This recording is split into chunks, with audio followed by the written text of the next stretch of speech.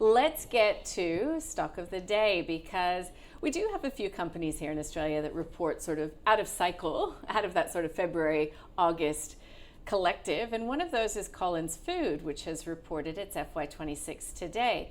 Record revenue thanks to growth in Australia and Europe. Also made a few changes to its brand portfolio over the period. The company sold its Taco Bell stores at a $400,000 loss. Instead, it's choosing to focus on KFC and an expansion in Germany. So in FY26, revenue is up by 8.6% to $1.5 billion. Net profit rose 280% to $47 million, offset by a $7.3 million class action settlement. Same-store sales grew at KFC, and digital channels now make up about 43% of its sales. Investors will get a final dividend of 15 cents per share. Full year dividend of 28 cents per share, fully franked. Now, shares were up in early trade, but you could see on your screen there now down by 3.5%. Let's get a view from the experts. Rudi, Filapek-Vandyck, FNArena, Collins Foods. Well, the way we look at the market, and the way the market usually does as well, is that the numbers at face value were slightly better than expected, and that's probably usually why the share price responded positively at first. The reason why it's now down is, I suspect, while management is having an online chat with analysts, clearly I think some of the analysts must have heard something that wasn't quite up to scratch there. The times when junk food, quick service restaurants, QSR, when they were like a no-brainer defensive, I think that's behind us now. What these guys are battling, and you see it also with other companies in that sector, is that a consumer under pressure is not necessarily turning towards QSR. And that's basically what they are experiencing. I mean, the share price is, on most metrics, here is not expensive at all, but clearly the market is expecting a lot more, and has for this time relatively modest expectations for the year ahead. Up to Collins Foods to surprise to the upside, if they can. I also believe they had a small acquisition today, didn't they? Yeah, I think so. in Germany. And that's also part of the story, of course. Their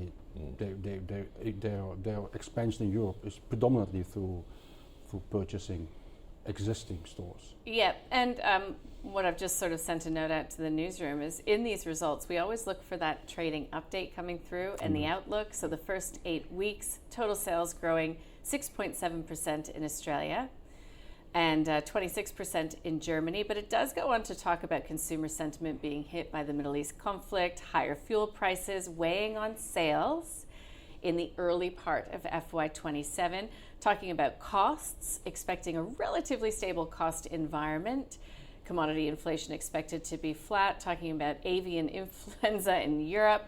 So my point being that it's not always as much as what has happened, record revenue and the like, it's what they're expecting to come down the pipe. Exactly, and that good number that you saw just then come out of Europe, I mean, how much of that is part of the acquisition that they made? I think, we're looking at, I think it was 8 KFC stores in Munich, so I don't know what that translates to in revenue, but is that part of the reason why they've seen, 23% growth at the start of the year? Look, the revenue numbers were good. NPAT was up 13% to 61 million. They're all good numbers. But as Rudi said, analysts are looking forward and not looking at what has happened, but looking at where things are going. You mentioned $400,000 loss on the sale of Taco Bell businesses that they acquired. I think that's a pretty good outcome, considering that if you've made an acquisition and it's not working out, and you're wanting to sort of jump ship, a $400,000 loss is probably a pretty reasonable outcome. That could have been a lot worse. So, look, I at odds we have a hold recommendation on it. I'm not even going to say what the valuation recommendation is, because it's just, I think, a little bit too high to be, and a bit ridiculous. It yields okay, it trades on a probably around the market average PE. So all those sort of things stack up, but going forward, you know, I mean, I can't remember the last time, and this is anecdotal, the last time I had KFC, but I'm sure people do consume it. But as Rudi said, that you know, it's a pretty old brand, and there's a lot of new brands coming on and coming out. So I think there's a really highly competitive space. Yep. Yeah, I know with my sons that, you know, they I don't think they would have ever gone to KFC. They go to Frango's, you know. So there's a different sort of feel for the younger people where they're going. So yeah, look, our recommendations hold, and I wouldn't disagree with that. You're getting paid a decent dividend to do that. I don't think I got a recommendation from you. No, you didn't. He doesn't want to give one. I mean, it's not too expensive, but I think it's I would put a hold on it, to be honest. Yeah. If this is your type of company, it's okay. The other thing we haven't mentioned yet, which is more in the US, is as more and more people get on those GLP-1s, they're less likely to go to KFC, right? And that's not necessarily something that's impacting already, but it's definitely something that the market would be paying attention to. All right, so that's CKF, Collins Food, one of the first companies to report. Of course, we are entering this new financial year.